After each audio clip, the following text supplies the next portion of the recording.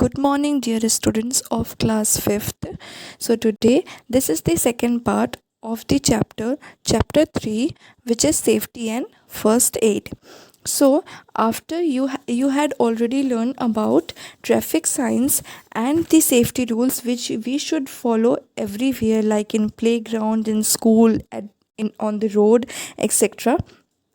In our last video we had already learned. So in this chapter, in this second part of this chapter, we will discuss about safety from fire, then first aid, and then its sub points like fractures, sprains, burns, animal bites, poisoning. So let's start the second part of this chapter.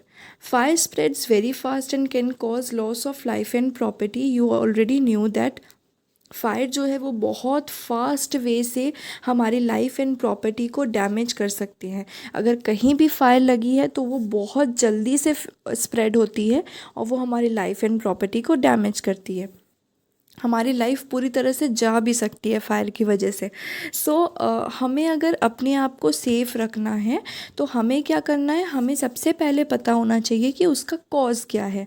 What is the meaning of cause here, कि वो आखिर fire कहाँ से लग रही है, उसका क्या कॉज है. Okay, then prevention. आखिर हम अगर वो फायर लग रही है तो हम उसको अपने कैसे प्रिवेंट कर सकते हैं, हम कैसे अपने आप को बचा सकते हैं उस फायर से. Then fire fighting, which is हम कैसे, अगर फायर लग चुकी है हमने प्रिवेंट नहीं किया तो हम उस फायर से कैसे फाइट कर सकते हैं. So first is causes electrical faults. Here you can see electrical faults. आप लोगों को पता है कि अगर कहीं पर कुछ भी इलेक्ट्रिकल फॉल्ट्स होते हैं, कहीं भी कोई डैमेज वायर है जहाँ स्पार्क हो रहे हैं, या फिर कहीं पर ऐसा है लाइक बहुत सारे इलेक्ट्रिकल अप्लाइंसेस हैं जो आप अपने होम में यूज़ करते हैं, अगर कहीं भी कोई फॉल्ट है किसी भी इलेक्ट्रिकल इक्विपमेंट में तो आपको उसे यूज़ नहीं करना है. वहाँ से भी बहुत फायर के चांसेस होते हैं. And then second is unsafe use of things like match sticks, Petromax. जब हम किसी भी मैच स्टिक्स आपको पता है क्या होते हैं, पेट्रोमैक्स एक ऐसे लैम्प होते हैं जो कि कैरोसिन से रन करते हैं, जो कि कैरोसिन से हम बर्न करते हैं. जब कोई भी ऐसे विलेजेस हैं जहाँ पे इलेक्ट्रिसिटी नहीं दी गई होती है, लाइक हमारे होम में तो इलेक्ट्रिसिटी प्रोवाइडेड है, बट कहीं कहीं पर ऐसा होता है जहाँ पे इलेक्ट्रिसिटी नहीं होती है, सो वहाँ पे पेट्रोमैक्स का यूज़ होता है ना. Then candles, kerosene oil, fire crackers, इन सब का यूज़ जब हम करते हैं तो हमें बहुत ही केयरफुली यूज़ करना है, बिकॉज़ उससे भी आपके फायर के चांसेस होते हैं ना. Second point is clear. Now the third point is gas leakage in kitchen while cooking. जब आपके घर में कुक कर रहे हो या आपके घर में कोई भी कुक कर रहा है, तब अगर गैस लीकेज होती है तो उससे भी ये प्रॉब्लम हमें फेस करना पड़ सकता है कि फायर के चांसेस हो. नाउ प्रिवेंशन, हम कैसे प्रिवेंट कर सकते हैं, कैसे फायर को हम प्रिवेंट कर सकते हैं, अपने आप को सेफ रख सकते हैं. First is we should carefully handle match sticks, candles, gas stove etcetera. Means जो आपके घर में मैच स्टिक्स है, Petromax, candles, kerosene oil, gas stove, ये सब जितनी भी मटेरियल्स हैं, इन सबको आपको बहुत ही केयरफुली हैंडल करना है. Second point is we should avoid wearing nylon and synthetic clothes while cooking because they easily catch fire. आप लोगों ने क्लास 3rd में रीड किया होगा कि हमें nylon and synthetic clothes wear करके किचन में कोई भी वर्क, फायर के सामने में जो भी हम वर्क कर रहे हैं वो हमें नहीं करना है. ऐसा क्यों? क्योंकि जो नायलॉन एंड सिंथेटिक क्लॉथ्स होते हैं वो ईज़िली फायर कैच करने की प्रॉपर्टी रखते हैं, उसमें जो फायर है वो ईज़िली लग जाती है, जिसकी वजह से हमें वैसे क्लॉथ्स पहनकर किचन में वर्क नहीं करने चाहिए. We should not wear clothes that are too loose while working in the kitchen. Suppose आप बहुत ही लूज़ क्लॉथ्स पहनकर किचन में वर्क कर रहे हैं तो उससे क्या हो सकता है कि कभी अगर आप गैस स्टोव के सामने आप वर्क कर रहे हैं एंड वो जो लूज़ क्लॉथ्स है वो हो सकता है वो फायर कैच कर ले, इसलिए इस बात का भी आपको ध्यान रखना है। Then third point is electrical wiring should be checked regularly. आपके होम में जितनी भी इलेक्ट्रिकल वायरिंग हुई है उसको आपको रेगुलरली 6 मंथ्स में चेक कराते रहना चाहिए। उससे क्या होगा, आपके जो फर्स्ट कॉज थी इलेक्ट्रिकल फॉल्ट्स उससे आप प्रिवेंशन मिल सकता है। Now, when there is a gas leakage, we should not use lighter, matchsticks, or operate any electrical switch. We should open all the doors and windows of the house at once to let the gas out. Fourth point is please read with me everyone. जो जैसे जैसे मैं read कर रही हूँ बेटा एक एक पॉइंट आपको भी रीड करना है। अगर आपके होम में कभी भी गैस लीकेज की प्रॉब्लम होती है तो आपको वहाँ पे लाइटर, मैच स्टिक्स, किसी भी इलेक्ट्रिकल स्विच को ऑन नहीं रखना है। वाई? बिकॉज अगर गैस लीकेज हो रही है इसका मतलब है कि एयर में गैस प्रेजेंट है। अगर आप मैचस्टिक्स को जैसे ही यूज़ करेंगे तो वो एयर प्लस वो जो आपने मैचस्टिक्स को यूज़ किया वहाँ से एयर में जो गैस प्रेजेंट है वो मिलकर फायर कॉज कर सकती हैं। जो फायर है उसके चांसेस बिल्कुल वहाँ होंगे ही होंगे। इसीलिए आपको मैचस्टिक्स या किसी भी इलेक्ट्रिकल अप्लायंस को या लाइटर को यूज़ नहीं करना है।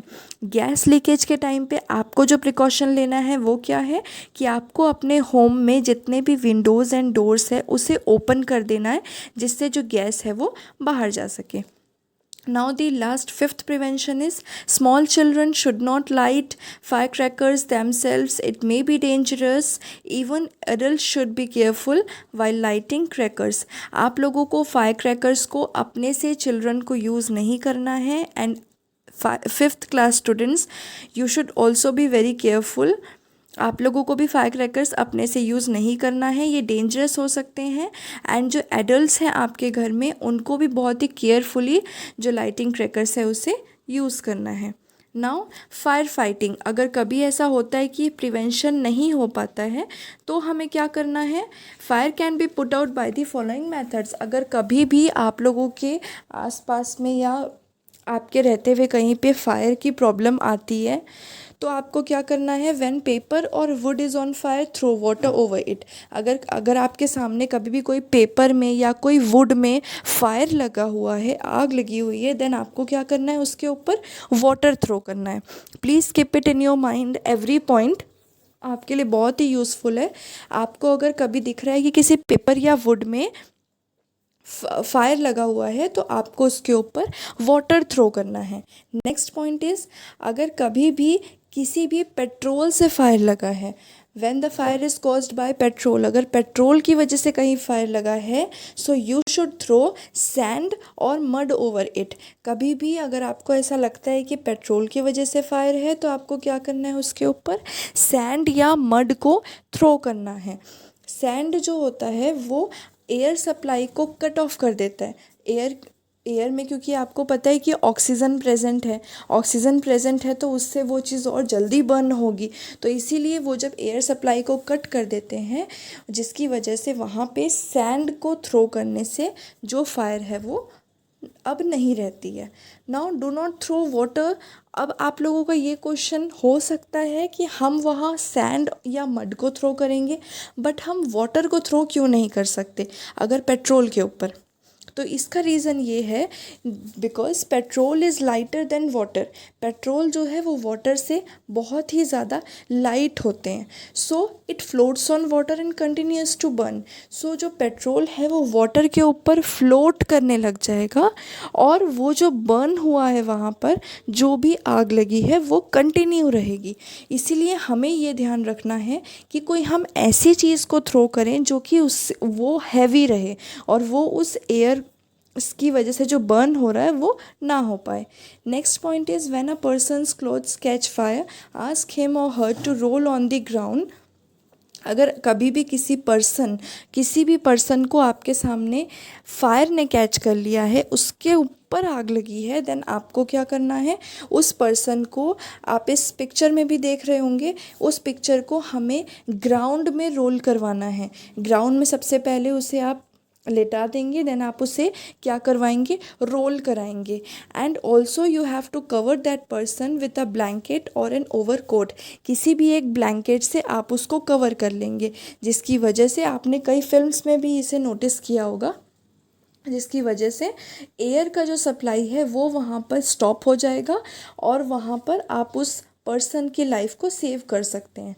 Then next point is when fire is caused due to an electric short circuit, do not throw water on it. आपको अगर किसी भी इलेक्ट्रिक शॉर्ट सर्किट होता है, इलेक्ट्रिसिटी की वजह से कभी भी फायर होती है, तो आपको उसमें वाटर का यूज़ बिल्कुल नहीं करना है। सपोज़ कोई सॉकेट है जो कि जहाँ से फायर की प्रॉब्लम हो रही है, तो आपको वहाँ पे वाटर को थ्रो नहीं करना है। वाटर को थ्रो करने से आपको इलेक्ट्रिक शॉक लग सकता है। That's why you don't have to use water. Switch off the main supply immediately. आपने क्लास 4th में भी इन फायर फाइटिंग को के प्रोसेस को पढ़ा है कि आपको क्या करना है उस टाइम पे, कि आपको उस बिल्डिंग में जहाँ पर भी पूरे इलेक्ट्रिसिटी सप्लाई की जो मेन स्विच होती है, जहाँ से पूरे बिल्डिंग को सप्लाई होती है इलेक्ट्रिसिटी, उस मेन स्विच को आपको ऑफ कर देना है, जिससे कि वहाँ पे जो फायर लगी हुई है वो स्टॉप हो जाए।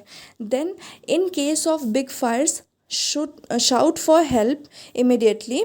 Shout for help immediately and dial 112 on telephone to call the fire brigade। अगर आपको लगता है कि फायर आपके कंट्रोल में नहीं है, बहुत ज़्यादा क्वांटिटी में फायर स्प्रेड हो चुका है, देन आपको क्या करना है, इमीडिएटली आपको 112 डायल करना है एंड आपको फायर ब्रिगेड को वहाँ पे कॉल करके बुलाना है। Now next is first aid. So first aid क्या होता है, जब कभी भी किसी को कोई भी एक्सीडेंट होता है तो आप उसको, जब इंजर्ड पर्सन को इमीडिएट हेल्प करते हो, बिकॉज़ ये पॉसिबल नहीं है कि अगर उससे कभी भी कोई इंजर्ड पर्सन है उसे आप 1 मिनट के अंदर आप हॉस्पिटल ले जाओ, ऐसा पॉसिबल नहीं होता है। So you should use first aid here. Whenever an accident happens, the injured person must be given an immediate medical help before she is taken to the hospital। Hospital ले जाने से पहले हम उन्हें इमीडिएट एक हेल्प दे सकते हैं, medical help. The immediate medical help given to an injured person before a proper medical aid is called first aid. So what is the definition of first aid, कि जो इमीडिएट मेडिकल हेल्प दी जाती है किसी भी injured person को proper medical add hospital में देने से पहले, उसको हम फर्स्ट एड बोलते हैं। So the first aid is very important because it can prevent the injury from getting worse and sometimes can even save the life of a person. First aid is important for us और not, this is a question for all of you, कि first aid हमारे लिए important है या नहीं। First aid हमारे लिए बहुत ज़्यादा इम्पॉर्टेंट है। इम्पॉर्टेंट क्यों है, बिकॉज़ कई बार ऐसा होता है कि डॉक्टर्स हमें ये बोलते हैं कि अच्छा हुआ आपने इन्हें फ़र्स्ट एड कर दिया, इससे बहुत सारे पर्सन्स की लाइफ भी सेव होती है एंड उसकी जो इंजरी है वो और ज़्यादा बढ़ने की जगह वहाँ पे स्टॉप हो जाती है। Now first is fracture. Fracture is a crack और break in a bone. Fracture, what is the meaning of fracture? Fracture का क्या मीनिंग होता है? अगर किसी भी बोन में क्रैक हो जाता है या वो ब्रेक हो जाता है, देन हम उसे फ्रैक्चर बोलते हैं। We can provide first aid as given below. अगर आपके सामने कोई पर्सन है जो कि जिसका फ्रैक्चर की प्रॉब्लम हो गई है, उसका बोन जो है वो ब्रेक या क्रैक हो गया है, देन आपको उसके लिए क्या करना है, do not move the fractured part. आपको उस फ्रैक्चर्ड पार्ट को मूव नहीं करना है। ये पॉसिबल है कि या तो वो आपके हैंड में होगा या वो आपके लेग में होगा, आपको उस पार्ट को मूव बिल्कुल नहीं करना है। Second is take a magazine, piece of cardboard or wood or a pillow and tie it around the fractured part to give support. This acts as a splint. This prevents the movement of broken bone. As you can see in that image कि उन्होंने क्या किया, एक magazine लिया, cardboard या कोई एक would ले लिया, वुड जैसा एक हार्ड मटेरियल आपको लेना है, एक पिलो लिया उसने एंड उसने इस फ्रैक्चर्ड पार्ट के अराउंड में उसे क्या कर दिया, अच्छी तरह से उसे सपोर्ट दे दिया। अब this acts as a splint. What is the meaning of splint here? आप लोगों को यहाँ दिख रहा होगा कि जो उसने यहाँ पे एक वुडन बोर्ड लिया था, उसको एक छोटे से पिलो को उसने यहाँ पे क्या किया, पिलो के ऊपर अपने हैंड को रख के उसने उसे यहाँ पे टाई कर लिया है। उससे क्या होगा, उसके जो ब्रोकन पार्ट है वो वहाँ से मूव नहीं करेंगे। नाउ अब ये बात आती है कि उसका जो आर्म है वो कैसे उसको वो वहाँ पे हैंडल करेंगे। उसके तो आर्म में प्रॉब्लम हो जाएगी ना। आप लोगों ने देखा होगा कि जो नेक के पास का रीजन होता है वहाँ पे प्रॉब्लम हो जाती है। तो उसके लिए क्या करेंगे ये, this prevents the movement of broken bone. Now the third point is here, when bone of hand is broken, make a sling using a cloth or a bandage. The sling gives support to the arm. जब भी आपके hand brake होते हैं, hand में fracture होते हैं, then you have to use a sling. Sling का use क्यों होता है, बिकॉज जो आपके आर्म होते हैं एंड आपके नेक होते हैं वो उसे सपोर्ट करते हैं। Now next is, when the leg is fractured, tie a splint around the fractured leg. अगर कभी भी आपके लेग फ्रैक्चर होते हैं देन आपको क्या करना है, उस फ्रैक्चर्ड पार्ट के अराउंड एक स्प्लिंट को टाई करना है, लाइक हियर। जैसा ये लेग में आपको दिख रहा है, एक वुडन पार्ट लेकर या कोई कार्डबोर्ड लेकर उसे उसने वहाँ पे टाई कर लिया है। Now fifth point is call the doctor immediately. आपको इमीडिएटली जब आप उसे फर्स्ट एड दे देंगे, आपने ऐसा कर लिया, उसके बाद आपको क्या करना है, डॉक्टर को कॉल करना है। Now next is sprains. What is the meaning of sprains? Sometimes while playing, your ankle or wrist gets twisted. This causes swelling and severe pain at the joint. This is called sprain. So कभी कभी ऐसा होता है कि आप play कर रहे होते हैं, खेल रहे होते हैं एंड उस टाइम पे आपके एंकल जो होती है लेग की एंड जो रिस्ट होती है हैंड की, वो कई बार ट्विस्ट हो जाती है। वो फ्रैक्चर नहीं होती है बट वो थोड़ी सी ट्विस्ट हो जाती है। तो उस टाइम पे आपको ऐसा लगता है कि उस टाइम पे बहुत ज़्यादा पेन होता है आपको उस पार्ट में एंड वहाँ पे स्वेलिंग आ जाती है। स्वेलिंग आ जाने की वजह से आपको बहुत ज़्यादा पेन होती है उस जॉइंट पे, जिसको कि हम स्प्रेन बोलते हैं। ये फ्रैक्चर से बिल्कुल ही अलग है। फ्रैक्चर में आपका जो पार्ट होता है वो ब्रेक या क्रैक होता है, बट यहाँ पे ऐसा नहीं होता। यहाँ पे सिर्फ आपका थोड़ा सा ट्विस्ट हुआ होता है जिसकी वजह से स्वेलिंग आती है और पेन होता है जॉइंट में। सो उस टाइम पे आपको क्या करना है, you should use ice packs to reduce swelling. उस स्वेलिंग को रिड्यूस करने के लिए आपको आइस पैक्स का यूज़ करना है। आइस पैक्स का यूज़ करके आप उस स्वेलिंग्स को रिड्यूस कर सकते हैं। Some pain relieving ointments can also be used to get relief from pain. आप वहाँ पे कुछ ऐसे ointments भी आते हैं जो कि पेन रिलीविंग होते हैं। इसका मतलब ये है कि आपको अगर बहुत ज़्यादा पेन हो रहा है तो उस पेन से आपको रिलीफ देने के लिए कुछ ointments का भी आप यूज़ कर सकते हैं जो आप वहाँ पे लगा सकते हैं। Then an elastic bandage wrapped around the affected area gives support to the joint. एक ऐसा इलास्टिक बैंडेज आता है जिसे आप जहाँ पर आपको ऐसी प्रॉब्लम है कि जहाँ पे स्प्रेन हुए हैं वहाँ पे आप उसे टाई करके लगा सकते हैं, रैप कर सकते हैं उसके अराउंड, जिससे कि उस जॉइंट को थोड़ा सपोर्ट मिल जाएगा। Now the next is Burns. अगर कभी भी आपको ऐसा होता है कि कभी आपको बर्न हो गया है, जल गया है, कॉमन लैंग्वेज में आप जल गया बोलते हो। सो जब भी आपको बर्न की प्रॉब्लम होती है, अगर माइनर बर्न्स होता है, माइनर बर्न मीन्स अगर बहुत ही स्मॉल सा छोटा सा बर्न होता है, ज़्यादा बड़ा नहीं होता। So keep the burn area under cool running water for some time. आपको कुछ टाइम के लिए क्या करना है, जो कूल वाटर होता है उसके नीचे आपको अपने उस बर्नड एरिया को रखना है जहाँ पे आपका बर्न हुआ है। Apply N antiseptic cream on the burn area. जो आप बर्न पार्ट है वहाँ पे आपको क्या करना है, एंटीसेप्टिक क्रीम का यूज़ करना है। आपने रनिंग वाटर, जो कूल वाटर है उसके नीचे अपने हैंड को रखा, आपने वॉश कर लिया, देन आपको उसके ऊपर एक एंटीसेप्टिक क्रीम का यूज़ करना है।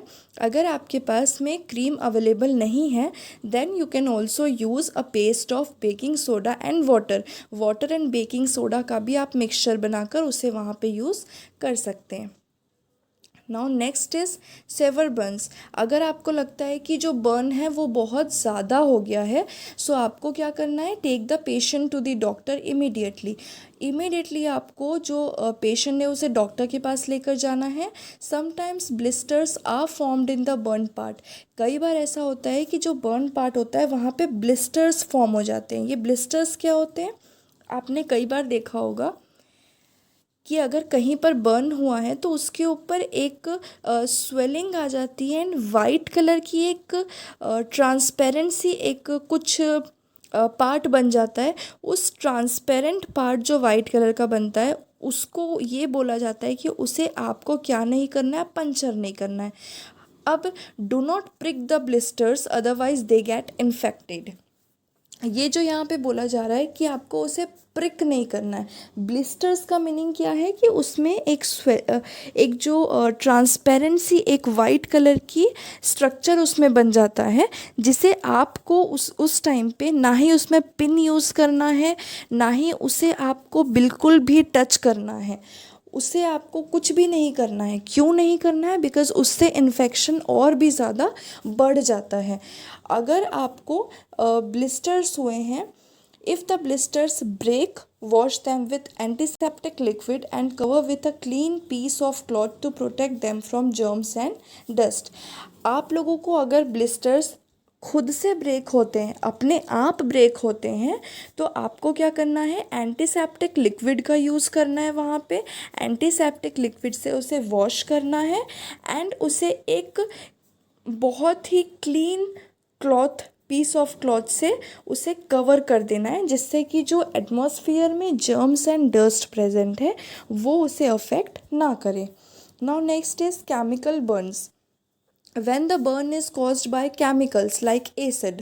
अगर आपको कभी भी केमिकल्स से, एसिड से अगर आपको बर्न होता है तो आपको क्या करना है, wash the affected area with plenty of water. आपको बहुत सारे जो वाटर है उससे अच्छी तरह से वॉश करना है। क्यों वॉश करना होता है? क्योंकि आपको एसिड से अफेक्ट हुआ है, तो वहाँ पर जो एसिड है उसे रिमूव करने के लिए, उसे वहाँ से रिमूव करने के लिए, हटाने के लिए अच्छी तरह से आपको वॉश करना होता है वाटर से। Now then give first aid as for the other Burns.